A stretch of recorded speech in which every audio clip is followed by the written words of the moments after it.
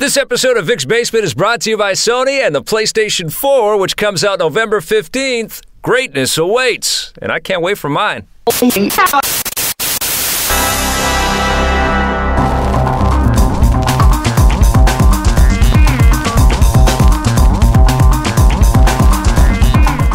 Welcome to my basement, everybody. Hello, Scott Jones. Hello, Victor Lucas. How are you? What's happening? I'm What's good. going on? What, you have a note page. What's happening? Are you doing pre-production? I do. I thought we had an agreement here. No pre-production. Well, I know that our conversation is supposed to be made up on the fly, just like the scat singers of yore. It is on my end. But you're keeping notes. I have a few things that I want to talk about on the show. Are you keeping notes on what I'm saying? Listen to me. Are you documenting There's me? a reason why I'm still working here. It's because I take notes. Okay. All right? I'm a professional. All right. Well, I know I like to pretend like I'm all carefree and everything, but I take my job very seriously. I'm impressed. I want to be good at my job. And I'm a little awestruck and I'm a little dumbfounded, but on that note... You're a little disappointed. And a little disappointed. On that note, we have to acknowledge our fantastic friends at Sony and the PlayStation 4 for sponsoring Vic's Basement. Yeah, we'd like to thank Sony for sending us our PlayStation 4. Did you get yours? No, we don't have You didn't them get yours? No. I got mine. Did you get yours? Yeah, it's amazing. What? Well, it's got a waffle maker in it. I think that's the George Foreman thing. But it plays games. No, that's different. And it makes food. No, it only does everything. No, that was the last one. Oh. This one's very specific to games. Well, it comes Sony, out on November 15th. Please send PlayStation it to us. 4. We are very excited. We keep talking about it. Should we list the address here? Yeah. 305-610. Don't list the address. Maybe they don't have it. No, I don't think they want to hear it. Probably all the NBA superstars got theirs. Yeah, Kanye's got his. Yeah, it's very important that Kobe Bryant is sitting there with a PlayStation 4 and his what does he drive? A jet? He drives whatever he wants. Whatever. He drives to the hole. He does drive to the hole. It's basketball talk. Did you see Michael Jordan in the video? Did you watch any of that stuff? No, what video? And For NBA what? 2K14's got a new video out there with Michael Jordan, and it was awesome to see. Is he? I mean, the real Michael Jordan? The or real like Michael the Jordan. He's one? talking about his career a little bit, and then somebody asked him, if he was playing anybody in the NBA going one-on-one, who would he beat? And he very confidently and truthfully and honestly and probably rightly so mentions that he could beat anybody except for maybe Kobe Bryant, who always steals his moves. Which was really great. But I thought we'd all kind of decided that Michael Jordan, as great as he was, is kind of a selfish prick. Well, listen, you have to have the magnified ego if you're going to play the game at that level. You do, but you can be nice, though, too. I don't know. I think he's done so many terrible things. All of the superstars in the league, when they get pumped up like that and they sort of claim thrones like that, you've got to carry a whole bunch of baggage with you. Who's the one who had all the sex? Wilt Chamberlain? Yeah. Man, exactly, precisely. Like there's so much boasting that has to go on to be at that level. I forgive Michael Jordan. He may have had some gambling things. There might be some other dark stuff. Well, what about Tiger Woods? I don't forgive that guy. that guy's a douchebag. Because he had it all. He had a family, man. He had everything. He still got it all. He just doesn't have his family anymore. That's all.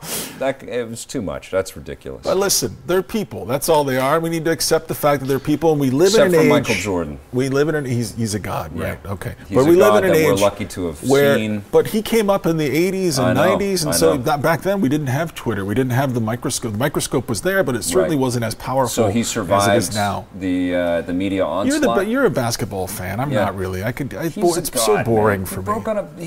He was winning championships on a broken foot. I like football. Football's is I like baseball. Baseball's very slow-paced. Football's like gladiators. Baseball's very slow-paced. Basketball is grace and beauty. We're losing a lot of listeners All right, now. Okay, we're talking sports. But anyways, Michael Jordan, it was exciting to see him back out in the limelight. And I was talking to one of our producers, and he said that Michael Jordan might be playing in a game. Why can't you name him? Ryan Nicholas. Oh, okay. I thought he was in the witness protection program. No, he's still with us. He was saying that Michael Jordan might be actually playing in a league game this year. Might be a surprise I don't care. entry entrant. I'm excited, I could man. care less. Let's talk about Gravity. This is from Alfonso Cuarón. Alfonso Cuarón. That is the Cuarón. That is the proper pronunciation. Say it with us. And we saw. We're the two last critics on Earth to see this movie. Yeah, but we saw Machete Kills and Gravity on the same day. Okay, well, we can talk about Machete Kills. Yeah, and it was. It was quite a day. It was Mexican Cinema Day. Well, we also went to La Taqueria. Yes, is that what it's called over by Broadway and Yeah. Canby? I can't believe I said the name of it. If you feel like sending us a free case of tacos, we would not say no. We ate too many tacos. We ate a lot of tacos. It was a weird celebration of Mexican. And then I went to a chain restaurant and had a burrito. I don't want to say which one. Starbucks. I always get my burritos at Starbucks. I get my my burrito flavored latte there. Yeah, but it was crazy to see all day long. It was Rodriguez all Mexican. And Alfonso Cuarón firing on all cylinders on the big screen of their respective talents. I don't know if Rodriguez is firing on his too many. He's his one cylinder that still works. But Gravity. Holy crap, man! That was good. That was amazing. It was good. You know, I likened it to Saving Private Ryan, which was equally visceral and breathtaking, but also had a little bit of maudlin, melodramatic kind of stuff in there with monologues, a little sappiness, and then a little sappiness creeps into Gravity. But I don't know how you navigate through that and make a film that connects with everyone without it getting a little sappy.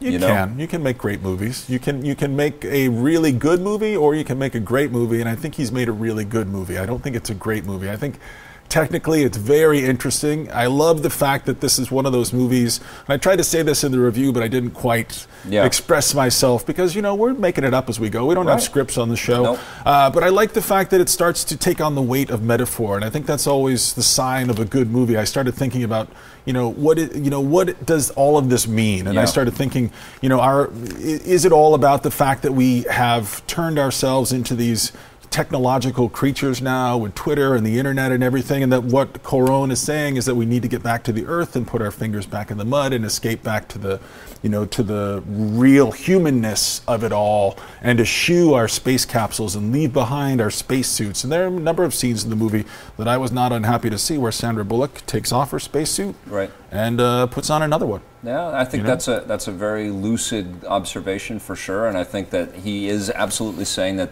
having so much reliance and belief in the safety of the technology around us is ultimately going to be very destructive. Right. We're going to end up with a Houston in the blind. But I also think that there are, absolutely, but I also think that there are messages there purely about the problems that NASA and other space agencies around the world are facing right now that are very real and very important to the entire planet. We need to clean up all of the debris that's orbiting our Earth. I don't know if there was too much of it. For me, I didn't really see a lot of environmental messaging. There was a lot of science in this movie. No, I'll tell you what it is. It captured the wonder and the horror of being in outer space as effectively as any outer space movie ever has. It seemed very implausible, though, that there would be anybody in a spacesuit doing a spacewalk that had the hypertension and the nervousness of a Sandra Bullock. Like her character just was... felt like she wasn't credible enough. Yeah, she was very projecting this air of not really being suited to the task. But I don't think too many people get sent off up into space that are not fully screened and if you remember, set up to like be when out they there. were celebrating the space shuttle and everything, they were putting regular citizens into the space shuttle. Remember the teacher that went up and the one that exploded? The training is unbelievable. No, I know that for sure, but I think that that is the link that Cuarón was looking for. Sure. He was trying to link up the fact that we were trying to put regular scientists into space a little. I don't know. I bought it. I went with it. We know right away at the beginning of the movie. We don't realize her ineptitude. Later in the movie, we know right away that she's fumbling and she's trying to figure out. She's the foreigner up there. George Clooney's character. They are just human. For sure. Whose name I can't remember. Mike Kowalski, I think his name is. He's bored up there. Yeah, he's just like, I've seen it all. I'm zipping around in my space thing, and if there were some false notes in there, it was mostly. God, I sound so pretentious sometimes. It was whenever George Clooney was like, God, the sun's coming up over there. Look at it over there, and I'm just like, I don't buy it. There are some things. There's lots that I was buying, and I do think this is worth $12.50, and I think it's worth seeing in 3D. I mean, that's what it reminded me of Saving Private Ryan. There would be this, lull in all of these, combat shells and sequences in the film, and then everybody would stop for a monologue and reflect on their life overseas, or what they were missing. I never liked Private Ryan. I have to tell you, it was never one of my favorite movies. I mean, it was a completely revolutionary film because it made us look at the way that combat affects human beings in a way that no movie before ever had, apart from maybe Schindler's List. Sure. I think that there are some flaws in that film for sure. And I think that there are a few flaws with Gravity. I think they're more surmountable in Gravity, A, because there are less people on screen, and B, because it flies by, no pun intended, relatively quickly in 90 minutes. It's super spare. Yeah. I mean, there's no time to waste. There's no, lost flashback to anybody's life. We really don't. We spend it's a bit of a spoiler. We spend 30 seconds on Earth in the whole thing. Yeah. But when you're in space with Sandra Bullock's character, you're thinking about Earth. Yeah. As hard as you can think about Earth, because you want to get there too, as the viewer. And you think about everything and everyone that's important to you on Earth as well. Yeah. Yeah, but I kept thinking, I always think in terms of, am I aware of the machinery of this movie? Am I lost in this experience? And part of it was that we don't see these things in a vacuum. We've been hearing about Gravity for a year now. Right. It's been the darling of the critical hyped. world. Yeah. Very hyped, yes. right? And so we sit down, and it's hard not to fold your arms and furrow your brow and think, what's so great about Impress this? Me movie. Yeah, impress me movie. Yeah. And that's unfortunate because it doesn't do the movie any favors, knowing so much going in, having more backstory than there is movie at that point. Right. But I was very aware of. I was trying to figure out how he was doing some of these shots, where the camera goes, the spinning of the things. What did the actors have to do? The technicalness of the movie, I was as aware of as I was of the movie, and I don't know if that's. I don't know why I was doing that, but I was kind of unpacking and unraveling the movie as I'm watching it. Karan is building a career now where he makes technology just sort of disappear. But in Children and Men, I wasn't thinking about any of that. I was with Clive Owen. I was with them in the car. But I was at Michael Caine's retreat in the woods. That was because, it was set on Earth, and it was also the technology disappeared into what was familiar. What technology, though? There was no technology. There was floating screens and vehicles, and really. there was they quite still a bit. drove regular cars. There was quite a bit. It was definitely a science fiction film. It was 15 years in the future. Sure. So it was there was more familiar. I think we're saying the same thing. There was more familiar for him to kind of lose that stuff in. We do like to fight. Children of Men is a bigger, shaggier, more interesting movie filled with more life and death and misery and things to think about. Yep. But Gravity was terrific. It's I don't what else was better this year? It's as close to an IMAX, space movie that you can get in a sort of dramatic convention like that. It really did feel like one of these Tom Cruise narrated space flicks, and that actually would use real astronauts and stuff like that. Apart from some of the sappiness, it looked incredible. There's an impeccable quality to the way that they crafted the space scenes. It's really impressive. And I'm not sure about the claim of having to see it in 3D. I don't really know what the 3D added. I'd have to see it in 2D to be able to say. Yeah. But I don't know. We sat down. I liked it in 3D. It didn't bother me. It wasn't obnoxious. It wasn't like there were things pointing at us or anything. But I don't know why we need to see it. It's hard for me to say you must see it in 3D. I think it'll work fine in your home on Blu-ray. Yeah. I think it'll be okay. I think it's terrific to see on a big screen. It feels like an event. I think it's probably the strongest movie of the year. I can't think. I'm trying to think of a better movie. Yeah. Right? It could be this. It could be. It's not Looper. It's not Looper. No. I loved Looper so much. It's not. I don't want to see it again. Do you want to see it again? Not really. Yeah. Yeah. It was okay. Yeah. It was really. I'll probably watch it on Blu-ray. Speaking of Blu-rays, I finally watched This Is the End on the weekend, and I finally watched Iron Man 3 on Blu-ray. Okay. Had a fantastic time with both of them. We're going to be reviewing them on the show, so I don't want to... You loved This Is the End, and I know that you loved Iron Man. I liked Iron Man 3 more this time than in the theater, and I loved it. Jay Baruchel? And Jay Baruchel is amazing. Yeah. He is so funny and so charming and so likable. I love that movie. Yeah, and the movie is so balls-out funny, and it kind of completely does a chokehold on... The world is at the world's end. The World's End, the Edgar Wright movie, which felt so contrived and forced, and so much of the rallying the old gang to get together to this is the end has a terrific third act. I actually teared up at the end in this movie. Like, I like the dude love that these guys are able to articulate for one another. It's so funny, yeah. And it ends up being moving, like Superbad. Superbad always blindsides me. I never see that I'm going to get all misty-eyed, and then I do, but... They've dropped their guards down completely. They do, and they take the piss out of their whole careers and all of Hollywood and all of the friendships that they've created in Hollywood. And it's a phenomenal picture. And you know what? It kind of is like it's like a Rat Pack era kind of collection of talent. Right. You got your A-list guys who are always in the movie, and then you got your sort of B-list guys, and then there are some C-list guys who kind of are always in the background of these movies. And there's one, I don't know if you got a chance to roll up your sleeves and get into the extras a little, but there's one moment with Paul Rudd and Jason Segel where he says, okay, now do Princess Leia as Chewbacca. And so he has this moment where he's just like, and Paul Rudd just goes, I know. So there were laughs even buried into the extras, and there are so many extras because these guys just were shooting everything. And I love... It's hard to believe that they actually made a movie and were able to, like, get through a working day, you know, because it looked like they that's the thing. Like, they tried a million different things, and they were killing themselves laughing the whole time. These guys, I mean, that's the secret. Like, they look like they're having fun in these movies, but they're laborers. Working, like, they are working. Like, if you look at some of the digressions that they shot, even in my favorite scene in the movie, which is when James Franco confronts Danny McBride about his porn magazine. He's like, I like to read, quit jacking off my magazine.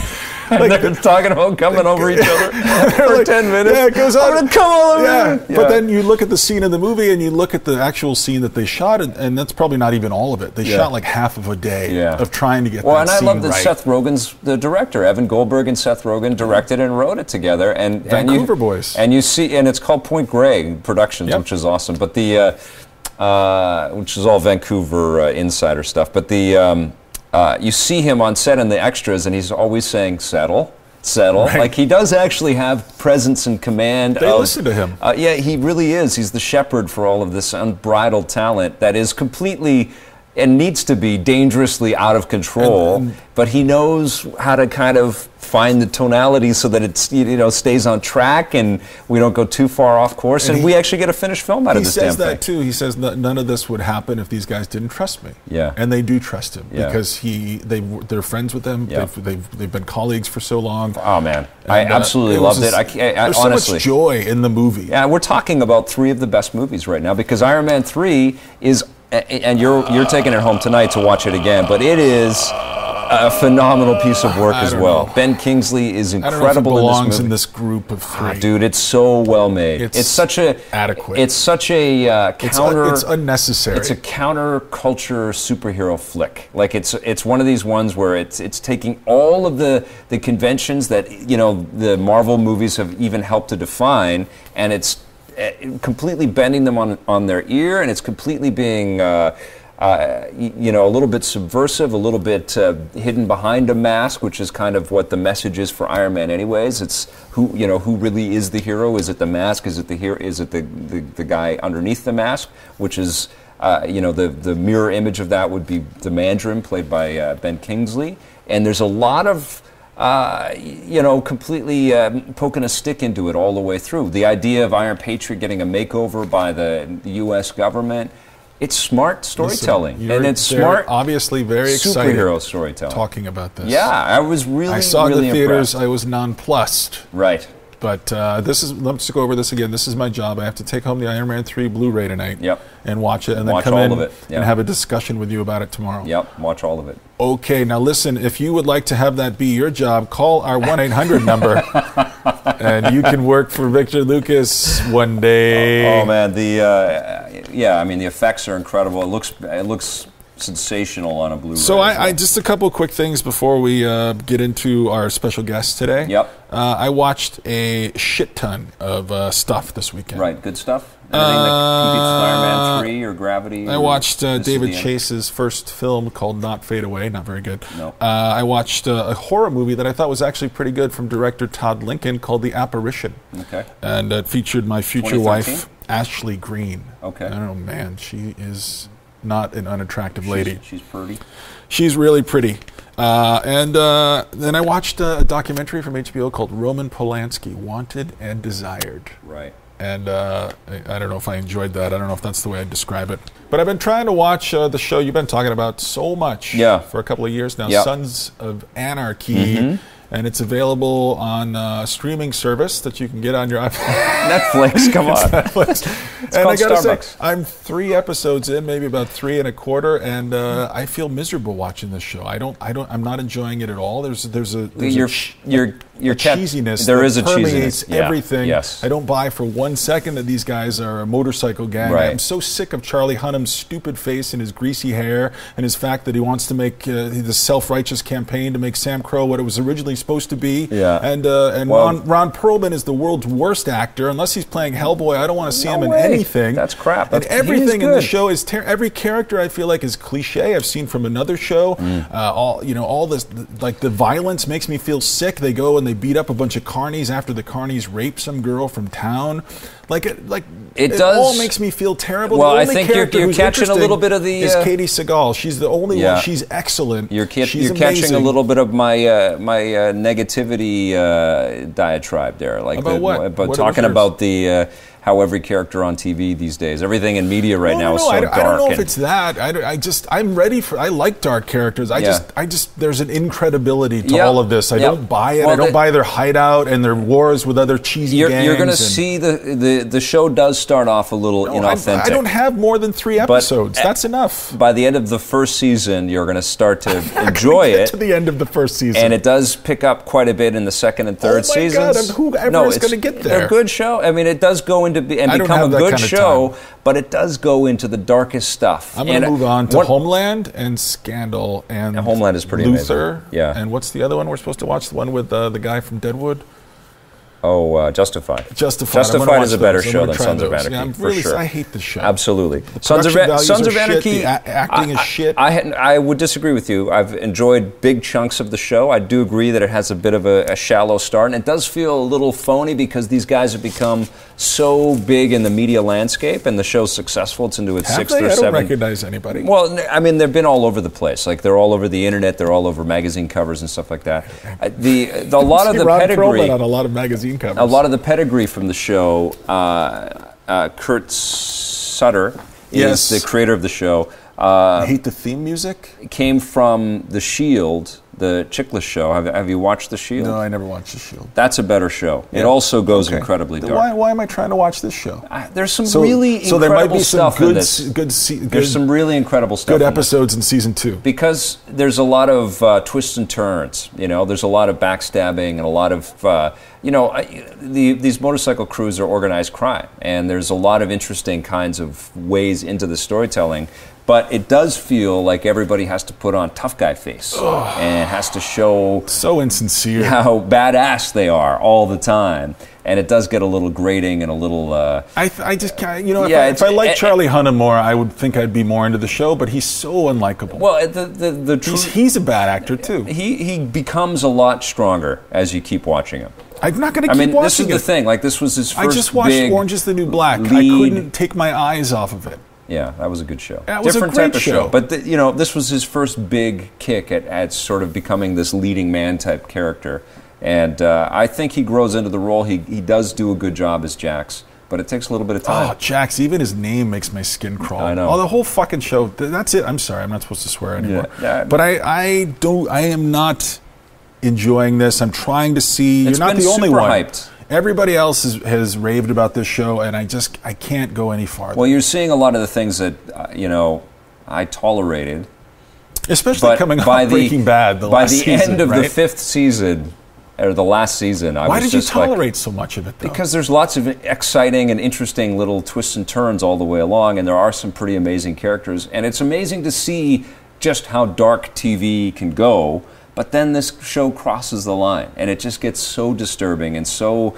I mean, honestly, that's the thing. This is why I'm sort of rallying against this idea of us having these anti-heroes and having so many duplicitous scumbags as the leads in all kinds of entertainment that we have right now. This is one of the the shows that I point at. This is one of the darkest things I've ever seen, and they cut a guy's nuts off. And they show the nuts. It's so I'm watching this. despicable. I'm in my bed with my Netflix and my cats all over me, and I'm like, no, I'm telling you, you're hearing this. This is awful. You're hearing me, rant about this, echoing in your ears. I love my anti-heroes. Yeah, but there's a lot in this, though. It's like I think these shows need to work a little harder to bring some character of virtue into them. I think about Game of Thrones, and I think about the fact that Ned Stark was the moral compass on that show. And when his children now too. When his head got cut off, I was so lost. I've never had a more lost TV moment in my life. Yeah. And I don't know who's the good. I guess maybe that doctor who used to be part of the gang, and now she's working as the doctor. You probably don't remember. There's a doctor in the hospital. Yeah, of course I do.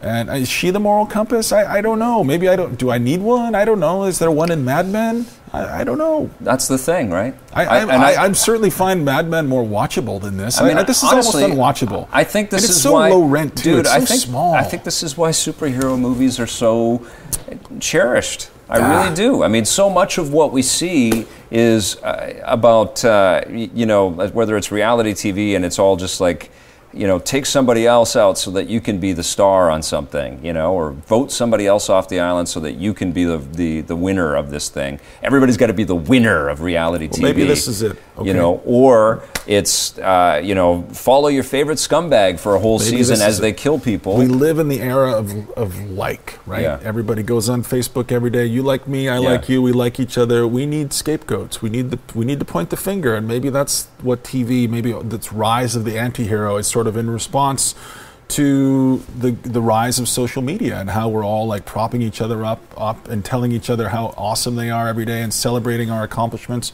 But maybe our focus on terrible people, maybe it's become almost like a biological necessity. Maybe we need to have people to hate. I don't think there's a psychological thing behind this. I think that there is a money chasing thing around this, and I think that people.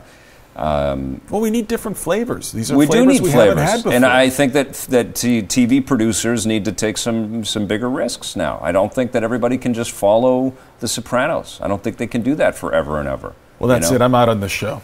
Or 24. I'm leaving Let's try some new stuff. My hog is taking off, and in the rearview mirror, Sons of Anarchy. Yeah, that's it. Well, what did I just read about? There was some new cop show that.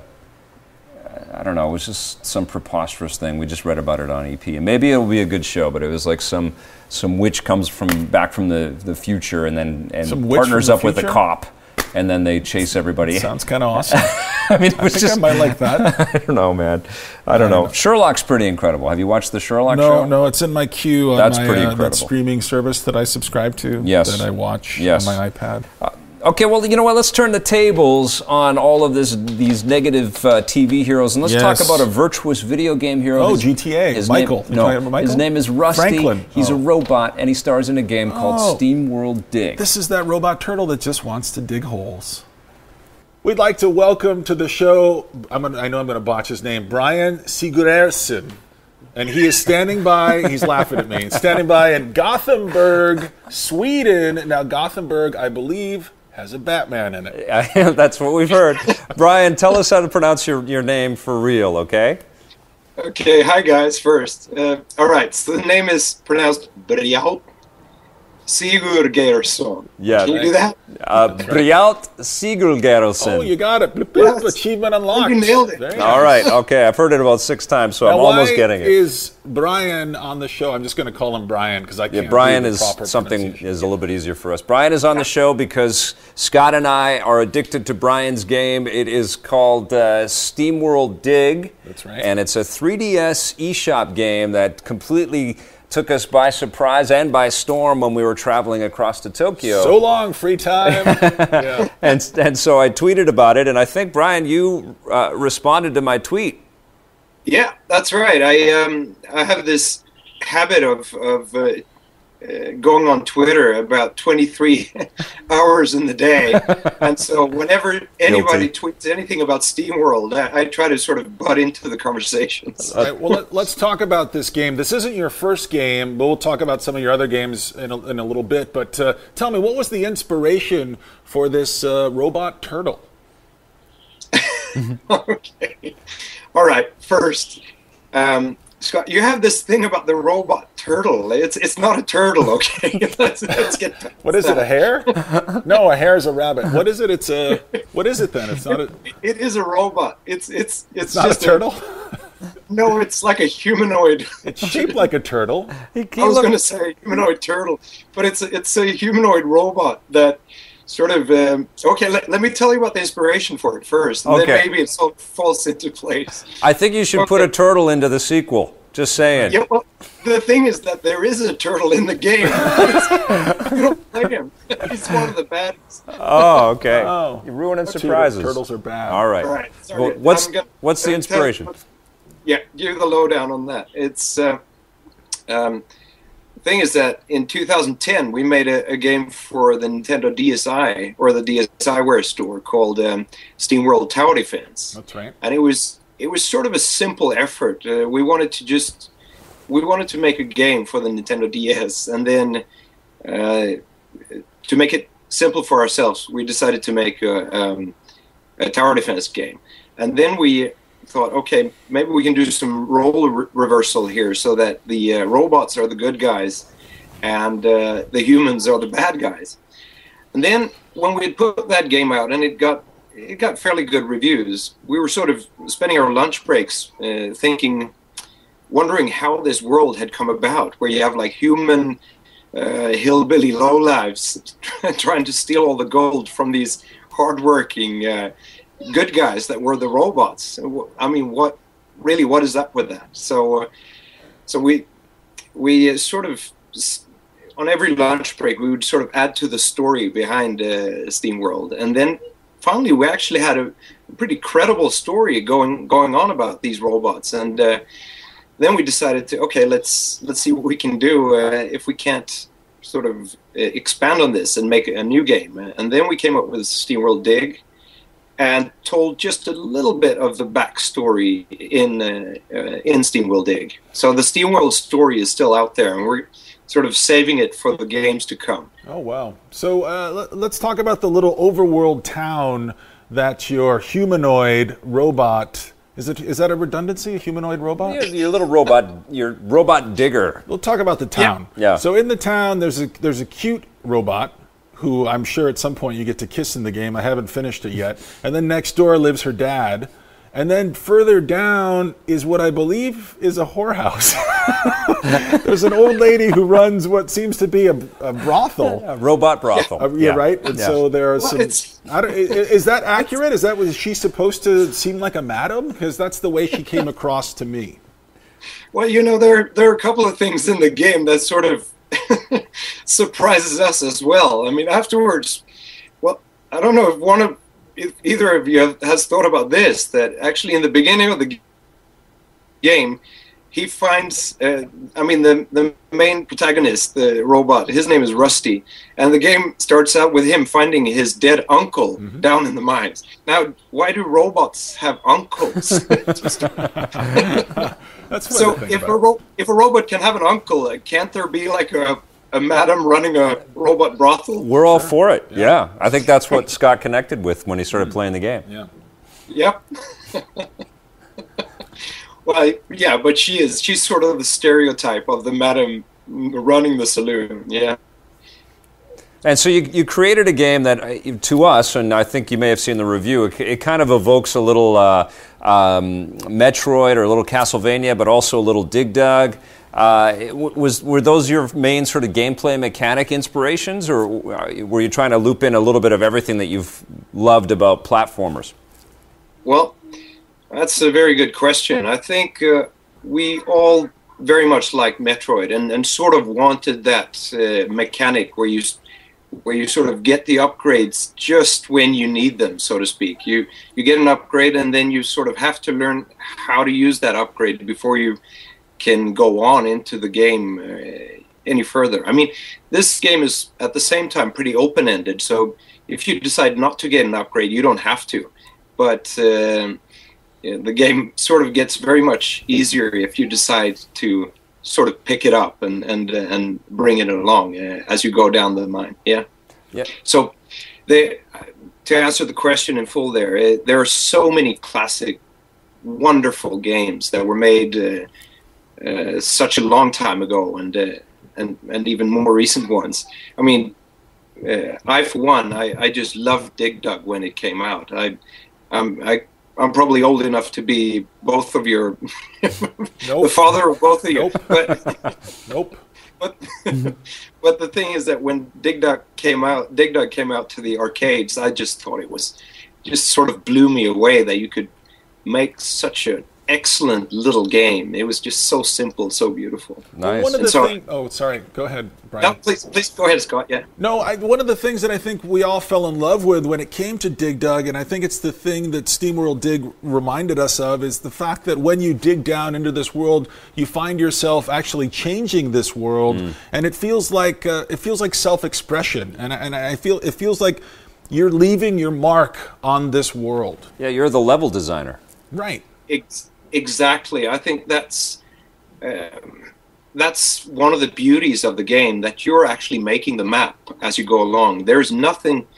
I mean, it's a totally open play field when you start the game. There's not a dent has been made into this earth, and it's up to you which way you want to go.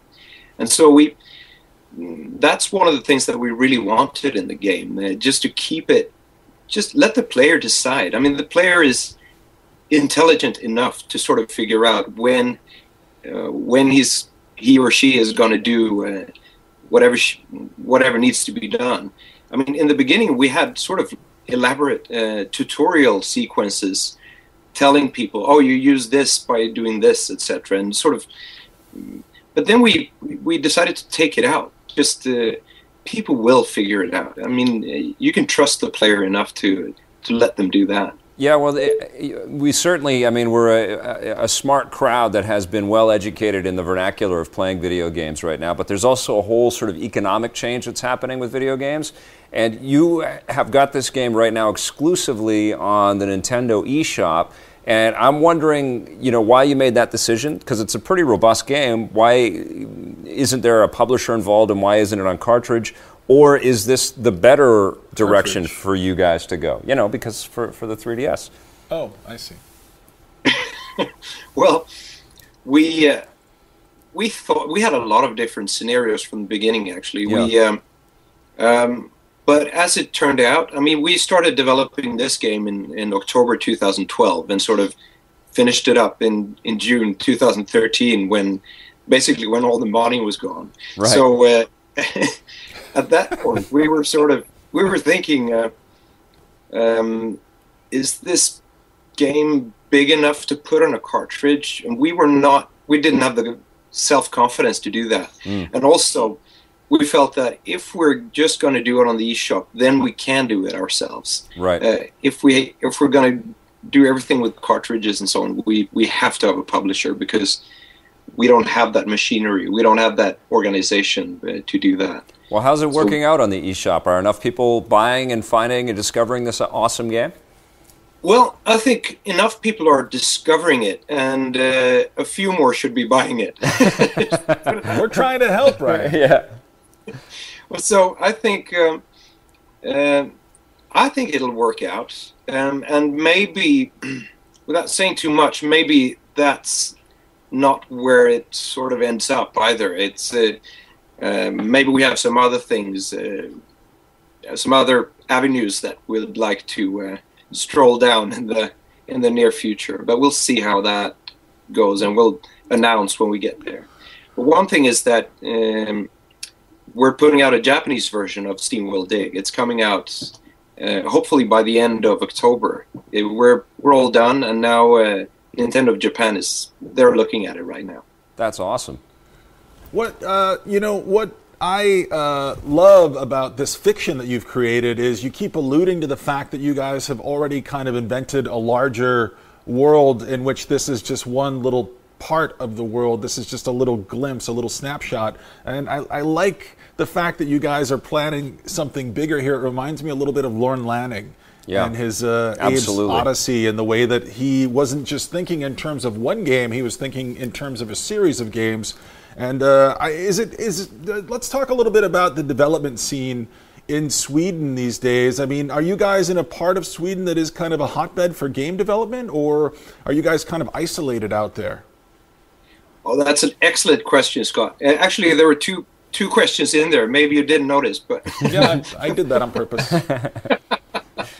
The first one there is, yeah, it's very much just a small part of what we're sort of planning for Steamworld. The next game in the series we've already started developing, and it's not going to be your direct sequel to Steamworld Dig. Maybe some people are disappointed to hear that, but we're not. I mean, we're really excited about this next thing. It's obviously it's in Steamworld, and a few mechanics from the game will be from Steamworld Dig will be in that game, but we'll do a lot of new stuff as well. And I've gone through the first playable, and I just want to say that I'm very excited. It's really exciting to play. And the second one there, if we're in a hotbed or if we're isolated, Gothenburg is the second biggest city in Sweden, and there are three sort of big cities in all of Sweden, and it's Stockholm, and then Gothenburg, and then Malmö, which is at the very far south. And Malmö is very, very close to Copenhagen. There's a bridge between there. When they built that bridge, Malmö and Copenhagen became this just fantastic hub for a lot of things, and computer games is one of them. Now, Stockholm has a lot of people and a lot of big game developers already there. So you have great development in Malmö and in Stockholm. Now, Gothenburg is sort of very much in between, both geographically and sort of, if you have two mountains of Malmö and Stockholm, then you have a valley in between in Gothenburg. So you could say that you don't succeed because you're from Gothenburg, but sort of in spite of being in Gothenburg. Well, that's kind of analogous to Australia as well, between Sydney and Perth and Melbourne. I think that there are a couple of big centers in Australia, and but development can happen anywhere. I think you just have to have the passion for it, right? Yeah, exactly. And the right people, obviously. If I just take the opportunity to say that all the people at Image and Form are just exceptional. So, yeah. So Brian, I obviously there's a lot of digging that you need to do in order to complete this game, and there are lots of things that Vic and I haven't discovered, and there are lots of things that I think a lot of gamers won't discover. Are there any secrets in the game that maybe you're waiting for gamers to uncover? Because it seems like there's a big world down there, and I haven't quite seen it all yet. Well, the story is, with all the freedom that we've given to the players, you could still say that it's sort of a linear game. It has a defined beginning and a defined end. But then, yeah, there is stuff there that not everybody will discover. Definitely not on their first run down the mines. I think that's a good thing for replayability in this game. Are there any Easter eggs or graffiti or anything like that you guys personally put in there? Yeah, actually there is. There is a bit of graffiti, and for Easter eggs, I'd say that we're sort of flirting with a lot of things that appear in other games, but also things that appear in movies and so on. And it's sort of fun. We see that on Facebook and Twitter. People are sort of finding these things, and they're saying, oh, okay, I love the reference to blah, blah, blah, and so on. Right. So I'd say maybe there are like some 15 Easter eggs in the game, and they're not sort of, congratulations, here's the Easter egg, but rather, if you find it and you smile a little, that's sort of your reward for finding it. Yeah. Awesome. Let's find out a little bit about your company, Image and Form. What's your background, Brian? Where do you come from? Have you worked in video games for a long time, or is this a startup that you've helped to found and like a new life direction for you? Like, what's your history? Sure. Bear with me now. Okay, I'll try to keep this very short. Yeah. Okay, so at the end of the 80s, in 89, I was at a loss. I didn't really know what to do with myself. I was 21, and I'd sort of spent my time studying a lot of computer science and programming. But I had this programming teacher in high school who, on the first day, he told us that, sorry guys, now it's 1983, and all good programs have already been written. So maybe you could just make copies. So it was sort of a letdown, right? And so I sort of went through high school with that sort of ominous thing hanging over me that I'm not going to be able to do anything original here. And so I sort of went in a totally different direction in university, and then I sort of bailed out because it was just too boring. So at the end of in '89, I decided to, for a lot of reasons, I went to Japan, and I was going to be there for 6 months so I could sort of finance a backpack trip through the rest of Asia. But then I sort of ended up staying there for 6 years instead. And in 1991, I was working at a translation agency, and Apple put out System 7. And in Japan, it just totally became such a hype around Apple and the Macintosh, and lots of people were getting it. And the CEO at this company where I was working, he said that, listen, yes, until yesterday we were a translation agency, but from today we're a multimedia company. And so, Brian, I heard that you did some programming before, so please, now you're the lead programmer. Is that okay with you? And then I got sort of the manual for Macromedia Director, and that was like version 2.0 back in the early 90s. And then I sort of kept working in Japan with that, and then I moved to San Francisco for 2 years and kept working with it. And then in '97, we moved home, and I was about to just get a job as a multimedia programmer in Sweden. But then it turned out I got all the jobs that I applied for. So I decided if I'm this hot shit, then probably I could probably just start my own company. And so I did. And then from 1997 to 2002, for 5-6 years, we didn't do any games. But then we started making kids games in 2002, and then we did that kids games on PC and Mac until 2008, 2009, and then I was sort of the lead programmer for that as well. But then I hired some people that were better than me. I was going to say really talented people, but they were better than me, at least. That's the secret, right? Yeah, well, it was pretty simple to be that. So then we sort of got into iOS development, and we tried out a few things, and then in 2011 we put out an iOS game called Antil, which was a huge success. It was great. We were lucky. We were featured by Apple, and it sold really well. Nice. So then we thought we were awesome and couldn't do anything wrong. So in 2012 we sort of spent a lot of time making prototypes that refused to work. Yeah, games are hard, man. Yeah. And then in October 2012, we started making Steamworld Dig. Right on. And that time we decided let's just spend very much time on this. Let's give it the time it needs. Let's not try to do something in 3 months. Well, this is the part of the show when I psychoanalyze you. And obviously, after hearing all of that and getting all of that information, you're a restless soul. That we know. Uh-huh. You've moved around a lot. You've seen a lot of the world.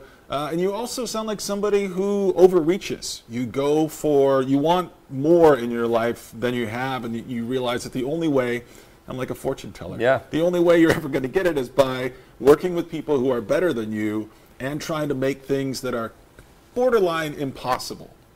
Right. So a PS4, Xbox One version of Steamworld, and iOS is coming soon. Right. Okay. Thank you, guys. Yeah. Make all that happen. We'll wait. Just keep going. Thanks for laying out the yellow brick road for me. Yeah, it's that easy, man. That's all. Like, it's all there for you, right there. And I guess we need a Steam version of Steamworld. That would make sense. Right? Yeah. Right, okay. How big is your team, Brian? Get on it. At Image and Form. We'll get on it. Okay.